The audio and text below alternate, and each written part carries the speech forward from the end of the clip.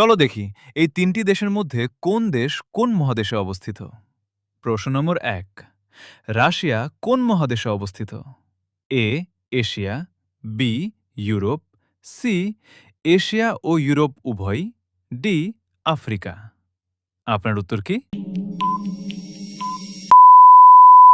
সঠিক উত্তর হল সি এশিয়া ও ইউরোপ উভয়।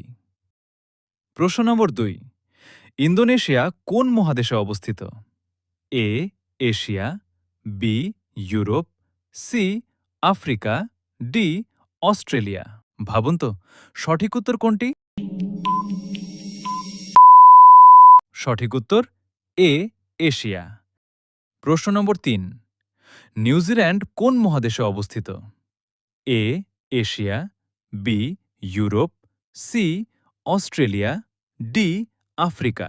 আপনি কি উত্তরটি জানেন? সঠিক উত্তর সি অস্ট্রেলিয়া। আপনি কয়টি সঠিক উত্তর দিতে পেরেছেন?